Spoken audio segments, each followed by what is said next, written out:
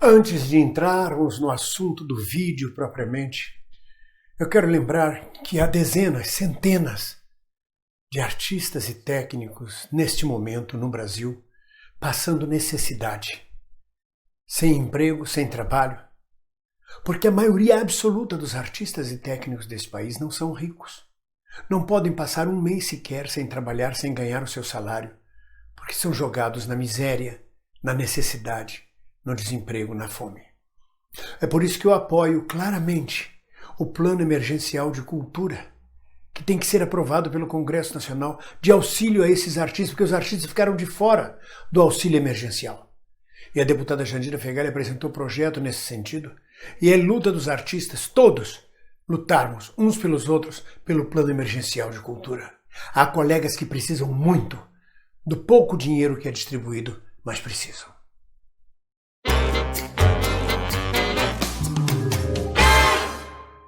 Olá, minhas amigas e meus amigos da resistência à imbecilidade e às estupidezas.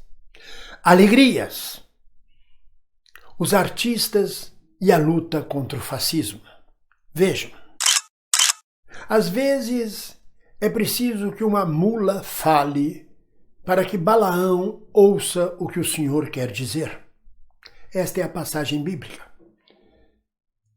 Advertido diversas vezes pela palavra do Senhor, por diversos sinais, Balaão continuava surdo. Então o Senhor fez com que sua mula falasse, para que ele pudesse ouvir. A analogia disto com Felipe Neto não quer dizer que Felipe Neto é uma mula. Mas se considerarmos a mula no sentido daquele que transporta drogas, daquele que leva coisas proibidas, podemos chamar Felipe Neto de mula. Ele é a mula da democracia. Neste momento ele se tornou a mula dos que não podem ter voz. Nesse momento ele se tornou a mula que chama a atenção daqueles que não querem ouvir a luta contra o fascismo. Foi preciso que um jovem, um menino, diante da minha idade é um menino, é uma criança diante da consciência política. Ele mesmo confessa, não sei nada de política. Sei que isto não pode continuar, que esta estupidez do Bolsonaro e do governo dele não pode continuar.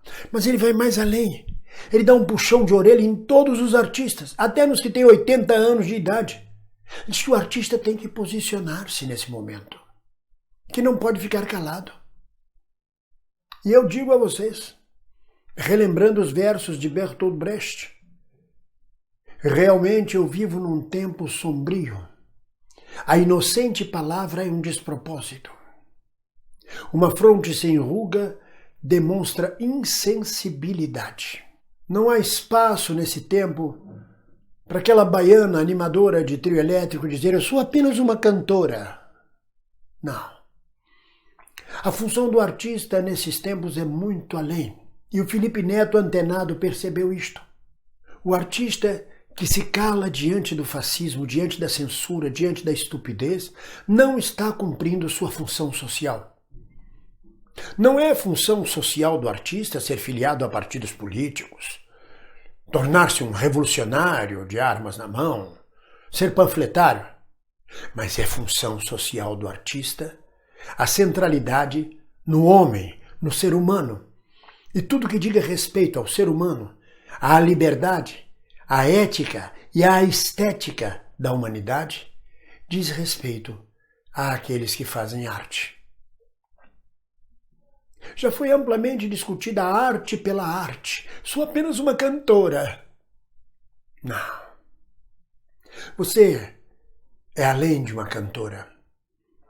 Você é uma mensageira de uma estética e de uma ética humana, que quando é atacada pela estupidez, esta ética, quando a estética e a ética são atacadas pela estupidez, pela imbecilidade, pela censura, pelo fascismo, você não pode deixar de se posicionar.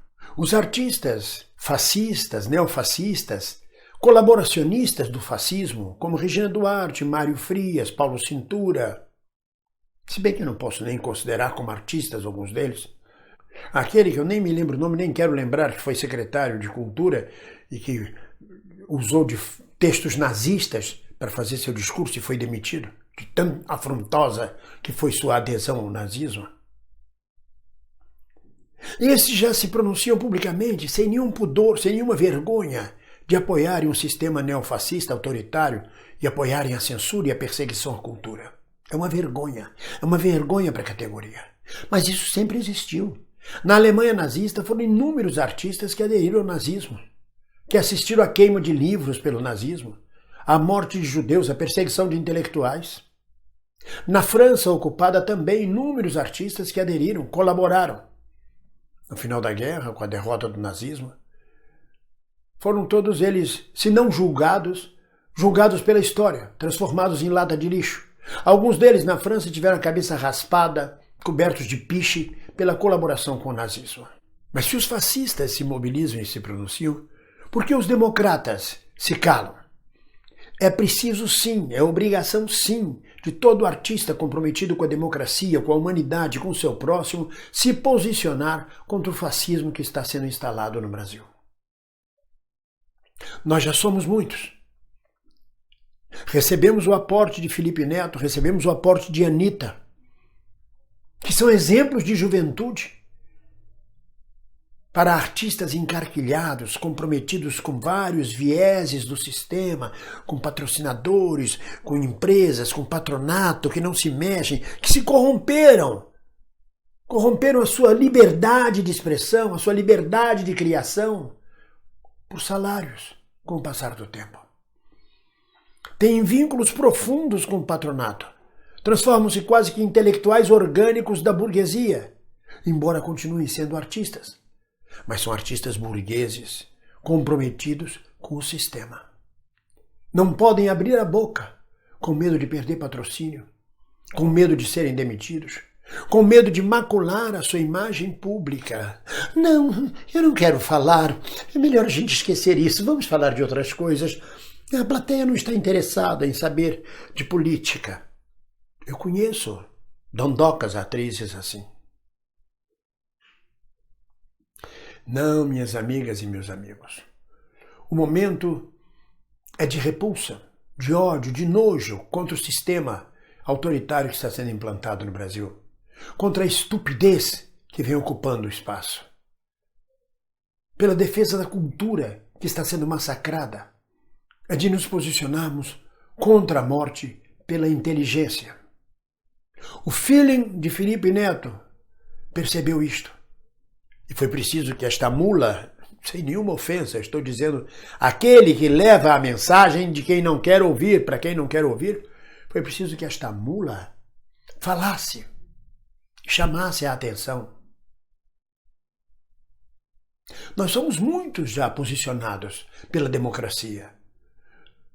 Mas eu encontro, quando estou na sala dos colegas, na sala dos atores, gente que não quer se envolver, sai da conversa, foge, alguns apoiando claramente o fascismo, mas também ficam calados porque sabem que não podem se posicionar claramente. Não, é preciso que todos os artistas estejam na linha de frente. Porque se a gente não defender o direito da nossa liberdade de expressão contra a censura, contra o fascismo, a gente não vai poder exercer a nossa arte. Ela perde o sentido. Ela fica estéril. Ela deixa de ter no homem a centralidade da sua discussão. No homem, nas suas necessidades, nas suas relações sociais, existenciais, e tudo isso leva a uma posição política. Ou você, como artista, está a favor do homem, da humanidade, do humanismo, ou você está contra, está torcendo pela morte, pela repressão, pela censura. Por menor que seja a sua expressão, ela soma na luta pela democracia e contra o fascismo. Por menor que seja a sua palavra, basta dizer, não, eu não concordo com isso que aí está. Já é um alento, já soma forças numa ampla frente pela democracia que deve ser aplicada também no meio artístico, esta frente ampla. Agora, calar-se, fazer de conta que não está acontecendo nada, tentar ficar isento, tentar ficar em cima do muro, tentar ser bonzinho ou boazinha, é fazer o mesmo jogo de Regina Duarte, de Mário Frias e de Paulo Cintura, de toda essa gente que optou por colaborar com o regime das trevas. Aqueles que pensam que ao não se pronunciar passarão desapercebidos, se esconderão nas sombras. Não haverá sombras. Com certeza e com toda razão, nós, artistas democratas e progressistas, estaremos iluminando com a nossa palavra e com a nossa luta todos os cantos escuros da nossa categoria profissional e denunciando-os. Denunciando-os como colaboracionistas, como omissos, como coparticipantes da luta da morte contra a inteligência. Não tenho dúvidas disso. Não há como compreender. Você compreende? Eu não posso falar, eu tenho medo de perder o emprego. Você perderá o emprego. Já está perdendo à medida que um governo fascista ataca ferozmente as verbas da cultura, a estrutura do Ministério da Cultura, toda a estrutura cultural do país. Você vai acabar vendendo marmita na esquina. Nada contra quem vende marmita, mas você é artista, é criador. Se você não se posicionar, não haverá espaço para você. Então eu não compreendo não a sua posição, colega. Quando você diz, eu posso perder o emprego, compreende? Eu tenho uma filha, eu tenho uma família. Não compreendo. É esta passividade, esse não mover-se contra a estupidez que permitiu regimes fascistas como o de Mussolini, a ascensão de Hitler, a ditadura militar. E mais, é justamente a posição dos democratas e progressistas do Brasil todo, somados a eles os artistas, que impediram nesses 500 dias que Bolsonaro jogasse o país numa ditadura militar, que Bolsonaro fizesse deste país pior ainda do que já faz. De alguma forma, a nossa resistência tem impedido este maluco, este louco e todos os que o cercam, seus asseclas, sejam eles militares ou civis, de jogarem o país e jogarem o povo brasileiro na mais trevosa escuridão. Se não é a nossa resistência diária de todos os segmentos da sociedade civil que se posicionam, o caminho estaria aberto para este macaco em loja de louças fazer a farra, quebrar todos os princípios e valores democráticos que nós construímos através de décadas. E então é preciso resistir, é preciso marcar posição, é preciso não ter medo de viver e de se posicionar. Eu digo aos colegas que não se posicionam que isto não é covardia, é conivência, é cumplicidade com o fascismo. Vai além da covardia. Ter medo é condição do ser humano, é um dos instintos básicos dos mamíferos. Mas ser conivente com o lobo que devora as ovelhas? Aplaudir o monstro que sequestra crianças? É conivência, é cumplicidade, é colaboracionismo. E é por isso que todos nós que estamos aqui, participando do meu canal, participando da luta diária no Brasil, participando da luta diária contra o fascismo, não vamos soltar a mão de ninguém. Um abraço.